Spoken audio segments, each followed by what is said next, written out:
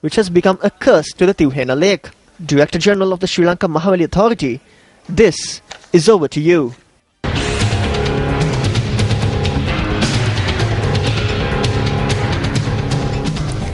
The Deputy Leader of the United National Party, Sajith Premadasa, says that the teachers are facing a number of issues. He expressed this view at a function in Beliata today. Sisu parapure ඥාන ප්‍රදීපේ දල්වන අපේ ගුරු පරපුර දඬු කඳේ දමපු යුගයක්. සොච්චන් දීමන. This is an era in which our teachers are being punished. They are not being given proper salaries, they are not being paid their salary arrears, they are not being granted 10 months loan, and their transfers are not being enacted properly. However, we have a Minister of Education who felicitates teachers on a grand scale on Teachers' Day. The function was organized to donate Janasuve children, saving accounts to children in the Arangwela area in Beliata. You're watching News First and taking a look at more local stories. A group of residents in the Kaduwela area launched a protest this morning against the dumping of garbage to a paddy field in the area. The reason for the protest was the dumping of garbage by the Kaduwela Municipal Council to a paddy field in the Velle Handi area in Kaduwela. The protesters who gathered near the paddy field launched a protest march to the Kaduwela Municipal Council. They state that garbage is dumped to the Velle Handia Kadugammatilla paddy field in Kaduwela over a period of time. They noted that it poses a threat to the health of the area residents and has given rise to a number of environmental issues. There were 50 tons of solid waste which has now been reduced to 30 tons. Politicians who cannot bear this agitate the public, bring in around 100 to 200 families and launch such protests. I am not ready to satisfy the needs of political parties which lost the elections. As the mayor, I give a promise that I will stop this as soon as I can and take measures to develop the area.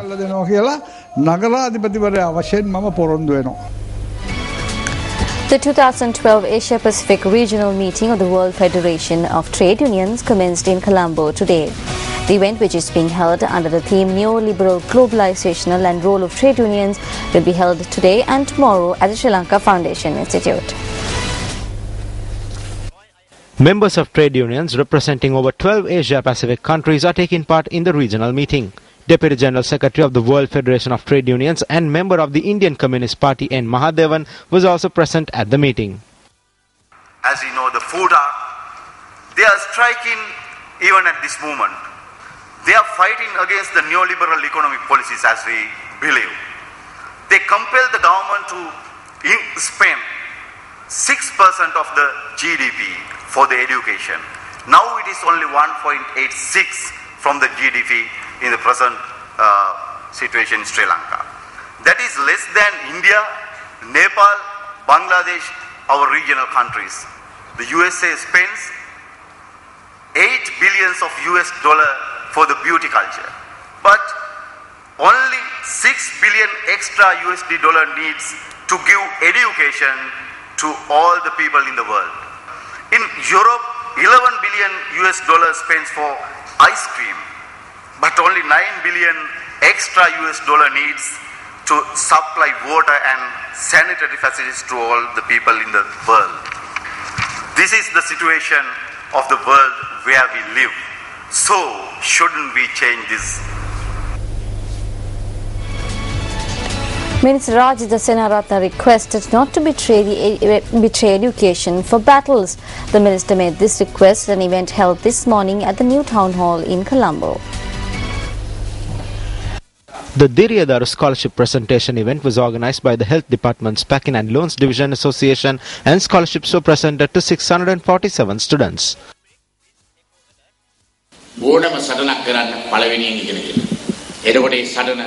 To face any battle, you must study first. Then that battle will be a battle that is bright. Other than that, do not betray the education for battles. There is a great quote, fight to learn, don't learn to fight. Fighting is also required to be learned. So people will call you for this. First think whether you are going forward or backwards.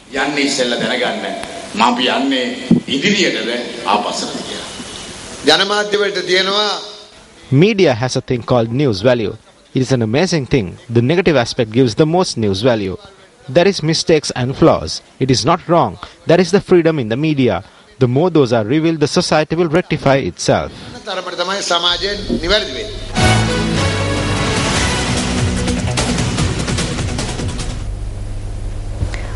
The Pathfinder Foundation says that although the government has said that the economic development of the country this year will decline to 6.5%, it will decline to 6% in the coming year. The view of the foundation was that if the development should be speeded up, in this backdrop, state institutions that incur losses should be brought up with the assistance of the private sector. The Pathfinder Foundation noted that countries like India, China, Brazil and Vietnam follow this procedure to maintain a higher economic growth.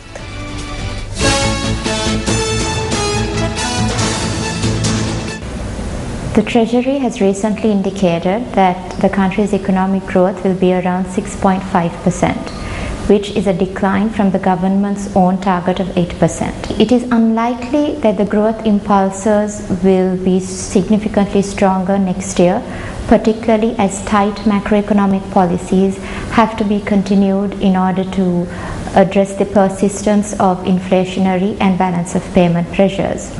A number of emerging economies like India, China and Brazil, as well as low-income economies such as Myanmar and a number of African countries have introduced rigorous, bold economic reforms in order to reinvigorate their individual or respective economies by promoting private investment, both local and foreign. Now, Sri Lanka too needs another cycle of economic reforms, and the Pathfinder Foundation believes that these reforms need to provide more space for private participation.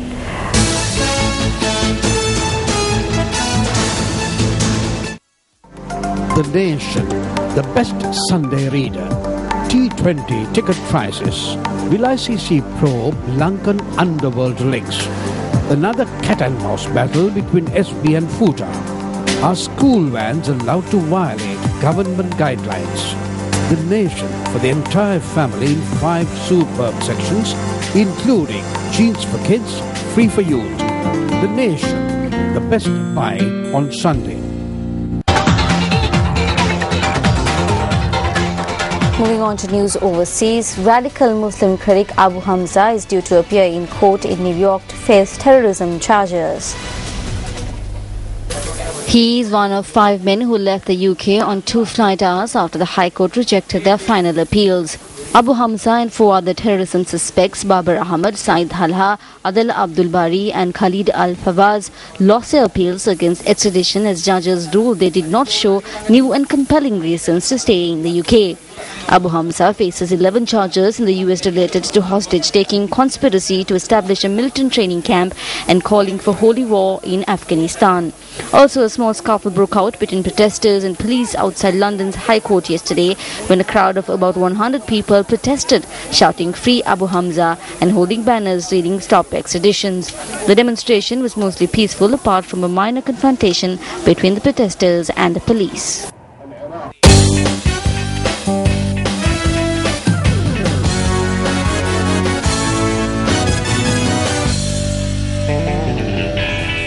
Well, various views are being expressed with regard to the cheerleaders who are taking part in the World T20 Championship. A group of local dancers have been employed for the World T20 Championship. However, local cricket fans expressed their dissatisfaction with regard to the selection of the cheerleaders.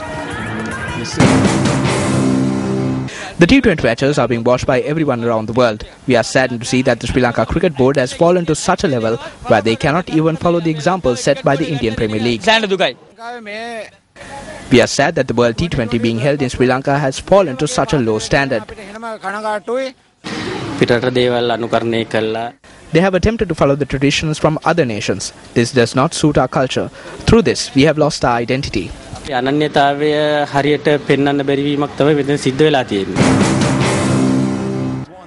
According to a report published on the Hindustan Times newspaper, Sudev Abesekara, the man in charge of the cheerleaders at the World T20, has expressed his dissatisfaction with regard to the performance of the cheerleaders. He charges that insufficient funds were allocated for him to carry out his task, while the quality of the clothing provided to them was not up to standard. Sudev also claims that there was insufficient time for proper preparations to take place. He claims that even though there are 9 local dance traditions present in Sri Lanka, including Udratha, Pahaturata and Sabragamu styles, the organizers were adamant that the dancers create steps according to the hip-hop and Latin American dance styles.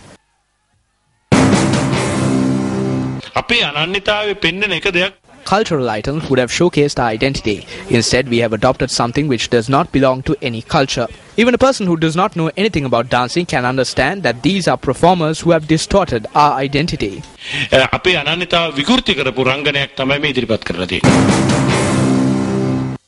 When we inquired as to why steps were not taken to promote local traditions and culture at such a global event, Minister of Culture and Aesthetic Affairs T.B. Ekanayaka stated that the Ministry of Sports had not informed him of such a need. Sri Lanka Cricket meanwhile stated that they cannot make a statement on the cheerleaders as it did not come under their purview. We attempted to contact Upeka Nel, the tournament director, in order to inquire about the exact amount allocated for the cheerleaders. However, our attempts proved futile as she failed to answer her phone as usual. Well, with that, we wrap up tonight's edition of Weekend Primetime News. Thank you very much for joining us. I'm Arundhati Mudan Nayakar. Good night.